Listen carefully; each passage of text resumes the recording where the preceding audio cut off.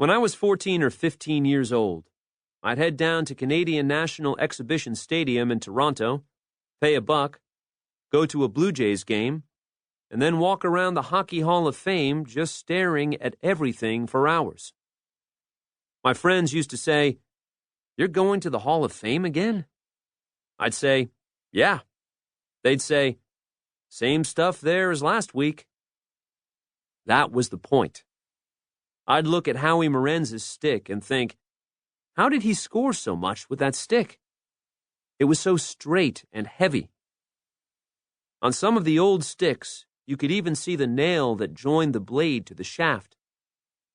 As a kid, I couldn't get over how different everything looked from the equipment that I was using at the time. By the time I was playing in the NHL, I was using the best sticks in the world. But today, kids look at my sticks and wonder how we ever played the game with lumber like that. Put it this way, you can pick up a goalie stick today, and my wooden Titan would have been twice as heavy. The two guys with the stiffest and heaviest sticks in the league in my era were Mike Bossy and me. In fact, he and I used pretty much the same stick for a long time. We might not have had the hardest shots, but we both knew exactly where the puck was going to go. Fans will probably remember the way Bossy and Guy Lafleur would wind up and take a slap shot off the rush at full speed. I used to do the same thing. With a stick that stiff, you needed that wind-up to get a heavy shot. With today's whippier sticks, guys can load up quickly and shoot off the back foot, which takes a lot less time. In my experience, the game changed considerably between 1987 and 1997, and that there was less time to get off a slap shot with a full wind-up. Marc Messier was one of the first guys to shoot off the back foot to catch a goalie napping. I remember Owen Nolan did the same thing in the 1997 All-Star Game, though he wasn't trying to catch Dominik Hasek napping. He actually pointed at the corner he was aiming at and still beat Hasek. But those are big, strong guys.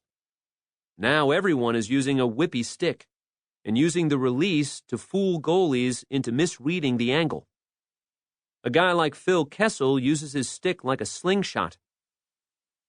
The only time you see a slap shot now, pretty much, is when a defenseman has to tee one up from the point. And it's no surprise that the guys with the hardest shots use the stiffest sticks. Shea Weber, Zdeno Chara, and Brent Burns use sticks that a lot of guys couldn't even bend.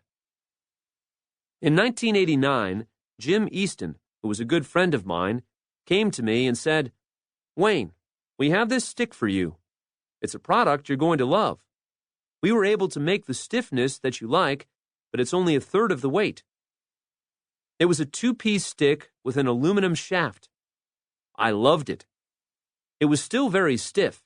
The slap shot seemed to explode off the blade. But it was so light that all the weight was in the blade, so you could feel the puck better.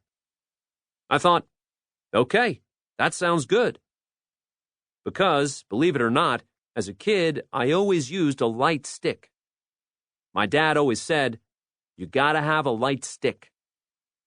The other thing I did with my wooden sticks was round the shaft so it was more like a lacrosse stick. Paul Coffey did the same thing. It made it easier to roll your hands down the stick, and it was much more comfortable. So Easton made me this stick that was stiff and had a rounded shaft, but was much lighter.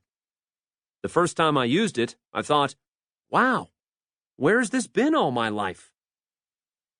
In LA, our equipment manager, Peter Millar, taped my sticks. A lot of people have a tape knob, but I liked a pre-cut knob on top. Every stick was dated. So if you think you've got one of my game sticks, have a look at the end of the stick, and there'll be a date on it written with a Sharpie. By then, I was using the Easton aluminum two-piece, so Peter would tape up the blade, heat it up, put it in the shaft, and then add the knob and mark the date.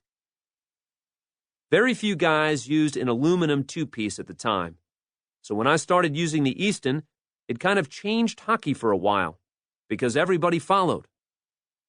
I never used the composite one-piece, but players today swear by it. These days, if you showed them an aluminum two-piece, they would look at you and say, "What the heck is that?"